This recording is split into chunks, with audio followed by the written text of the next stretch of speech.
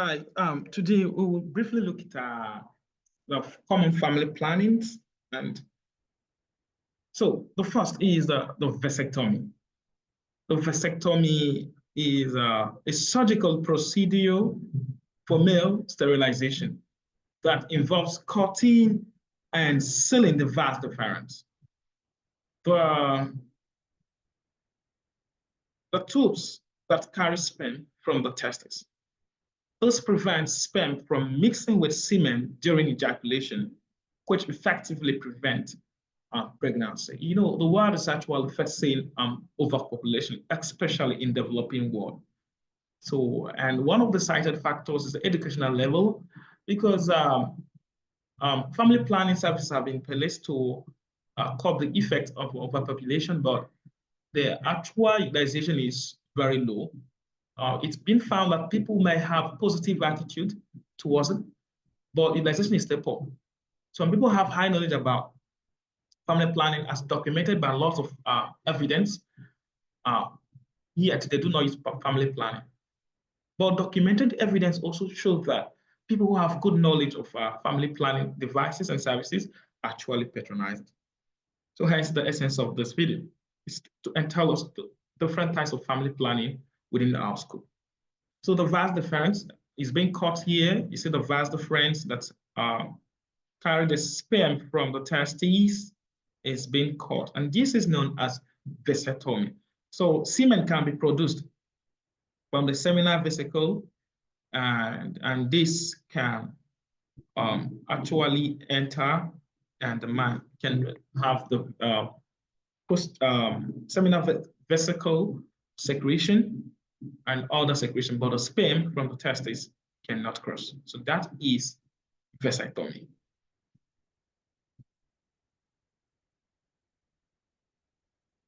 The next is the female version of sterilization known as tubal ligation. Here, look, it's a surgical procedure for female, and it's known as female sterilization.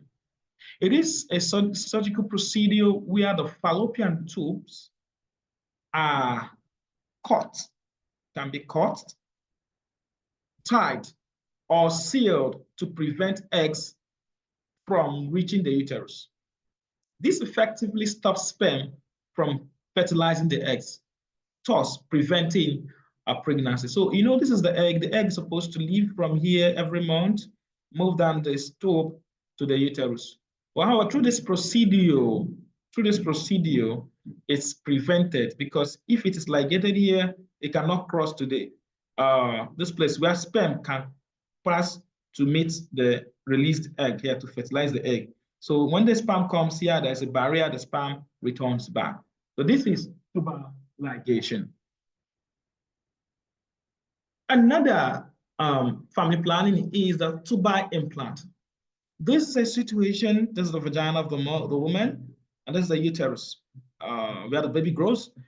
Is this particular implant is inserted here through a surgical procedure, okay, into the fallopian tube, which causes scar tissue to block the tubes and prevent egg and sperm from meeting. So if the woman has sex and the man releases a lot of sperm here, it moves down here, these implants would prevent the meeting of the egg here with the sperm. So this is tubal implant. The next is the sponge. This is a sponge. Just look at what a sponge looks like. And it is used to cover the cap of this. It's used to cover the surface, sorry. This is the uterus. This is the fallopian tubes, the ovary. So it is used to cover these surface. So the sperm that entered cannot cross. The sponge is a barrier contraceptive method consisting of soft disc-shaped sponge containing spermicide. It also contains spermicide, chemicals that kill the sperm. It is inserted into the vagina before intercourse to cover the cervix and kill or block sperm. It is effective for up to 24 hours and can be used multiple times within the period.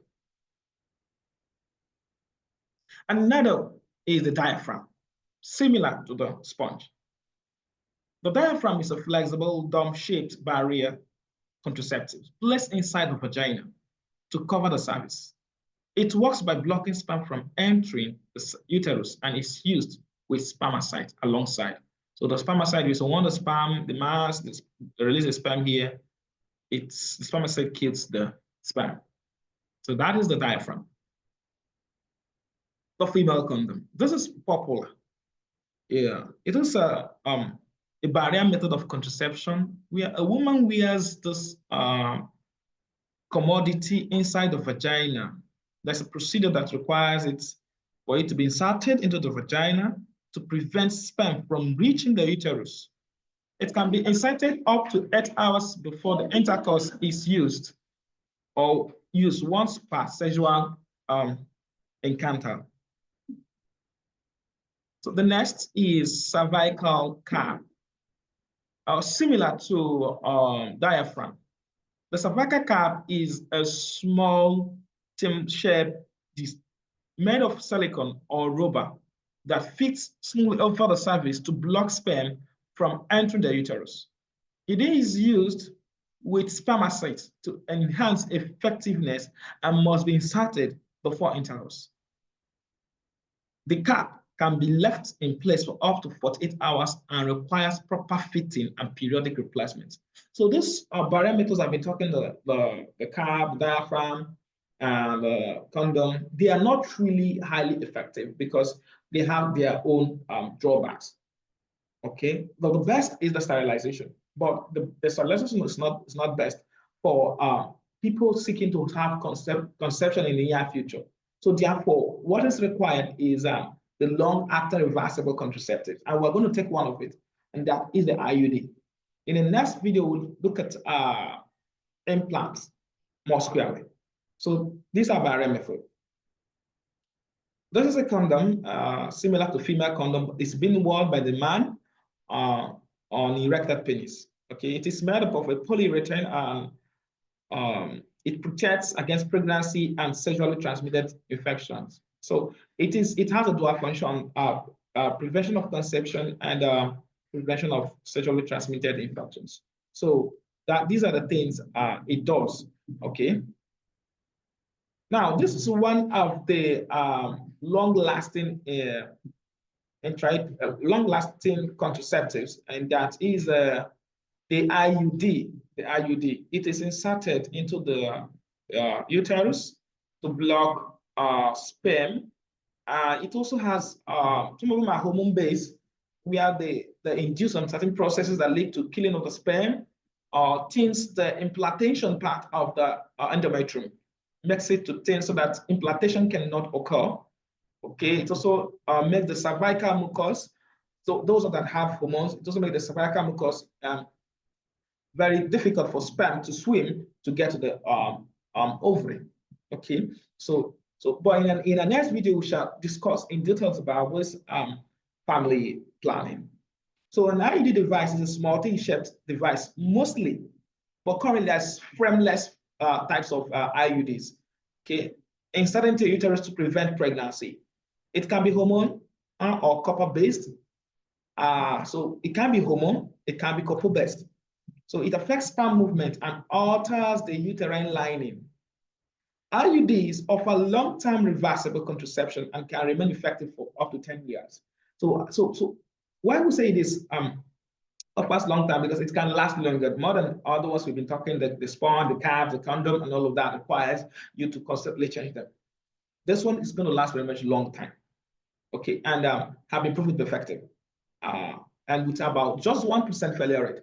Others, their percentages are high. So it is being recommended, although it has its own drawback, such as side effects like pain and all of that. But in the next video, we shall look at that critically. So these are the family planning methods we've talked today. We've talked about the IUD, we've talked about the male condom, we've talked about the cervical cap, male barrier method, and we've looked at female condom as a barrier method that prevents conception and infection. We've looked at diaphragm, a barrier method that works with sperm seeds. We've looked at the sponge as well that also works with sperm seeds. So looked at the 2-by implants. And we also looked at tubal ligation, which is the form of sterilization for female, which is irreversible most times, if caught. Or some surgical, some documents also prove that something can be done thereafter anyway.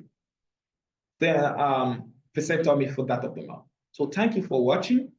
I hope you find this very interesting.